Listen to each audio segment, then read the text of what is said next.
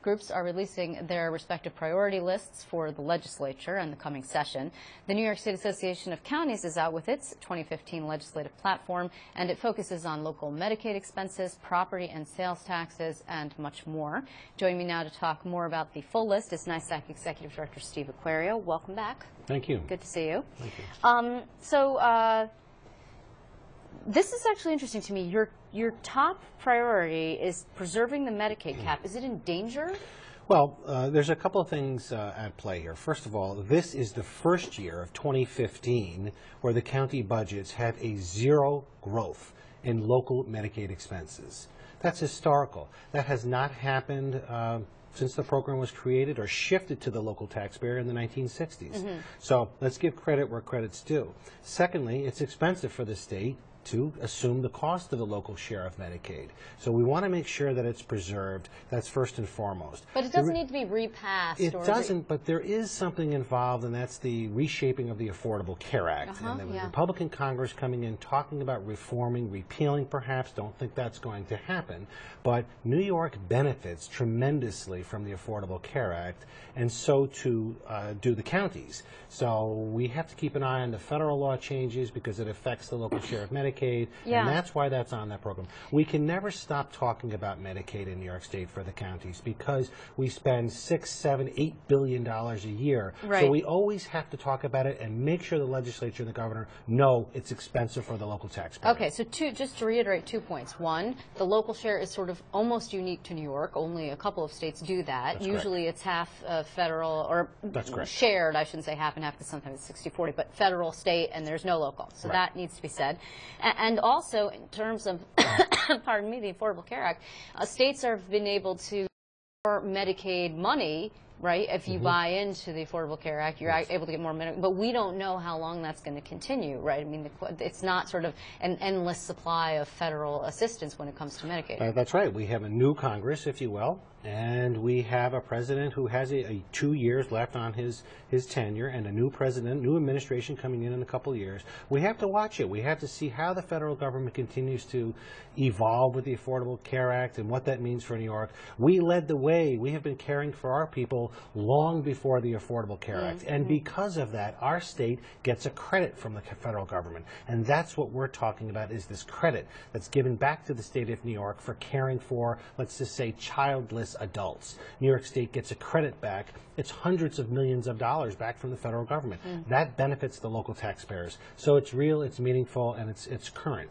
Are you, I mean, and when you look to, because you're talking about, when you're talking about your priorities here, you talk about federal and state action that's needed. I mean, but when it comes to Medicaid, which is at the top of your list, how much of that concern that you have and focus that you'll be putting there for the rest of the year is actually on the federal side? Well, for the first time in a long time, the federal government does have a role here. So there is a federal issue at here, and that is the continuation of the original Affordable Care Act. Right. And so it is important for the first time, the federal government, but largely it's the state. It's the state of New York. It's preserving the Medicaid cap, and it's talking about continuing that indefinitely, and then perhaps digging into more of the local share expenses.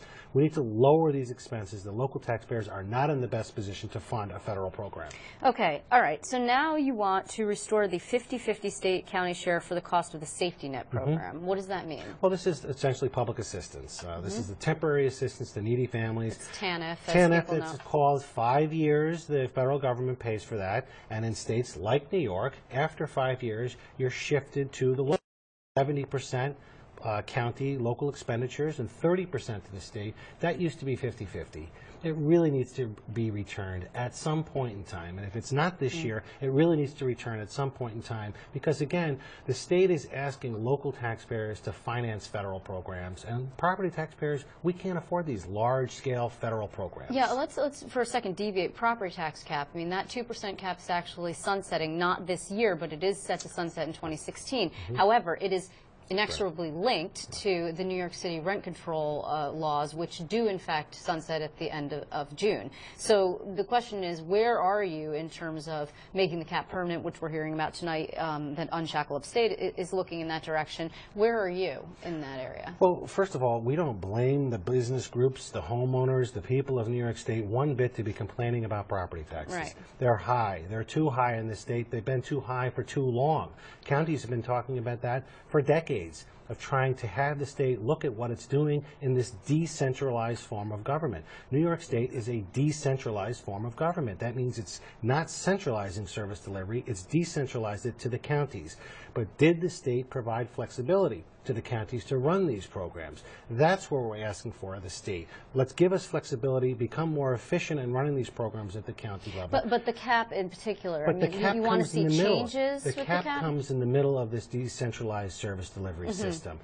And it needs flexibility. It needs, for us to say we're against controlling property taxes, we're totally in favor of that. But it has to come with mandate relief. We just can't say to the counties, to the local governments of New York, oh, you can't raise your property taxes anymore and leave it just as that. Who's going to pay for essential services, 911, run the jails, road patrol? What about quality of changes that life? would make it easier to override, which I know that some people are advocating for? That's not necessarily on our agenda about overriding it. It's more about how the who's paying for them. Should the state take more responsibility for its programs and let the local governments serve the communities and provide essential quality of life programs at the local level? That's what we do best. Okay, so you touched on the mandate relief point. I do want you to talk about, before we run out of time, the sales tax rate renewal bill and home rule request. This is actually something that we saw big fights over in the past session. I don't know, we'll probably see more of them. I mean, now that you have a Republican-controlled state Senate, anything that smacks of tax increases is not going to be, even at the local level, it depends, sometimes rejected out of hand. We'll have to wait and see what the Senate Republicans do. That said, I mean, the governor actually tried to address the issue, if I remember correctly, in the budget, and it didn't work. So are you expecting him to do so again? Well, I don't think so, no. But it's something that sales taxes have been on the books since the 1960s. So what are we really doing here? Every 2 years, we're forcing taxpayer-funded legislative operations to pay to repass these things every 2 years. It's wasteful. It's inefficient. It's not in the best interest of the people to keep going through this exercise of renewing sales taxes that are just going to be extended. These are not tax increases. So I think that's important to state first and foremost. It's probably the most controversial of all the proposals on there, is to give the local governments the authority to set local sales tax. But we're not increasing them. It's just renewing them. And I think that's something that needs to be... Yeah, but if they're renewed at a higher level, in other words... We'd have the state do that. We would not ask for that authority. I see. Okay, so you're just saying, in so much as we want to keep things the way they are, just let us go ahead and do that and not keep coming to you and saying, please let us, and et cetera. The past 4 governors now have been in support of this. Governor Pataki, Governor Spitzer, Governor Patterson, Governor Cuomo. That's 3 Democrats and a Republican. And a Republican. Right. So it makes sense on a public policy side. I think it's something the New York State Assembly we have to talk to the Speaker about. We have to talk to the members, explain why it's important to the State Assembly. The State Senate supports it. So it's really... Yes. But it's something we want to talk about, but more importantly, why are we raising taxes at the local level? And if we can't raise property taxes, we're going to have to either cut programs at the local level or look to other forms of revenue to fund these programs at the local level. I do want to say this before we run out of time also. It's your 90th anniversary. We are you going look to... so young. I am 100 years old. We are taking this opportunity, really, this week, as the legislature comes back into town here, to explain the role of county government. The association started in 1925. We're going to take this opportunity to define to New Yorkers, to the people of the state, to the state lawmakers, the governor, all the various functions and services, the 101 ways, to coin a phrase, if you will, that county governments are helping the people of New York State. Do you feel that local government is a little bit under siege? I mean, you know, if you listen to Governor Cuomo in one of his moments where he's talking about the need for consolidation and there's too much government at the local level, do you feel nervous? I'm not nervous at all. I think the governor is reacting to what he hears when he walks the streets of New York State, be it in New York City or around the state, upstate New York, and the Adirondacks, people talking to him, explaining their frustrations in society. But I think that the role of the counties, the role of local government is the closest to the people. I think the people of New York would never want to sacrifice their local services. So I think it's a combination of both. We're not under siege, perhaps misunderstood. with the television focus on the state and certainly the federal government, there's not an awful lot of television or newspaper coverage of actual local governments. That is why you are here, Steve Aquario. That's why we're here. And we will have you back. I thank you so much for your time. Thank you, Liz.